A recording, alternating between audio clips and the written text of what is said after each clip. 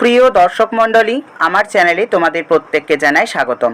আজকের ভিডিওতে নিয়ে এসেছি পর্যায়ক্রমিক মূল্যায়ন 2025-এর একটি সংস্থার প্রশ্নপত্র। ক্লাস সপ্তম শ্রেণীর, বিষয় হচ্ছে পরিবেশ। প্রশ্নপত্রটা তোমরা প্রথম থেকে পুরো ভিডিওটা দেখো। এখান থেকে অনেক প্রশ্নই কিন্তু তোমাদের এবারের পরীক্ষাতে কমন আসতে পারে।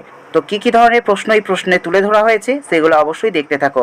দেখো, 1 নম্বরে রয়েছে সঠিক উত্তরটি নির্বাচন করো। প্রাইমারি সেলকে ড্যাশ সেল বলে?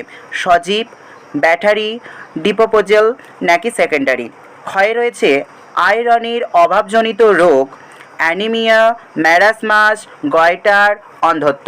তারপর রয়েছে দেখো গয়ে সোডিয়াম ক্লোরাইড যৌগে উপস্থিত ধাতব আয়নের যোজ্যতা 1, 2, 3, 4।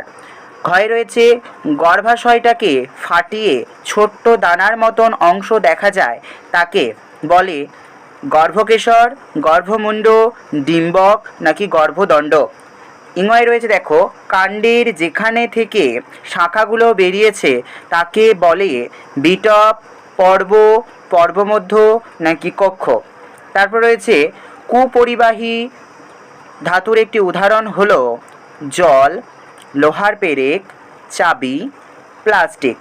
এখানে বলতে চাইছে যে তড়িতের কুপরিবাহী, ঠিক আছে, একটা উদাহরণ দিতে হবে। তারপরে রয়েছে দেখো 2-এ সংক্ষিপ্ত প্রশ্নগুলির উত্তর দিতে বলা হয়েছে। কয়ে রয়েছে ফ্যাটে দ্রাব্য ভিটামিন আর জলে দ্রাব্য ভিটামিন কী কী? ক্ষয়ে রয়েছে প্রতিস্থাপন বিক্রিয়া কাকে বলে? উদাহরণ দাও। অ্যালুমিনিয়াম অক্সাইড অর্থাৎ Al2O3 মোট চার্জ 0 হতে হলে কি প্রয়োজন? দেখো প্রতিটি প্রশ্ন কিন্তু এখানে 2 করে রয়েছে, তার মানে 3টে প্রশ্ন রয়েছে 6 নাম্বার। তারপরে দেখো এখানে রয়েছে 4-এর দাগের, এখানে কিন্তু প্রত্যেকটা প্রশ্নের মান রয়েছে তোমার 5 নাম্বার করে। 5 নাম্বারের এই প্রশ্নগুলো তোমরা একটু বিশেষ নজর সহকারে এবং ভালো করে প্রস্তুতি নিয়ে যাবে। 4-এ রয়েছে দেখো কয়ে রয়েছে উদ্ভিদের খাদ্য তৈরিতে সূর্যের আলোর ভূমিকা লেখো।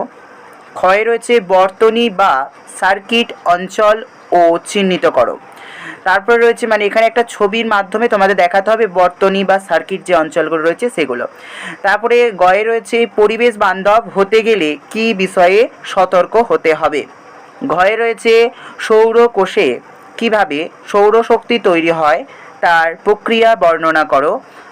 তারপরে রয়েছে সৌরশক্তির উদাহরণ দাও। এই হচ্ছে আজকের প্রশ্নের আলোচনা।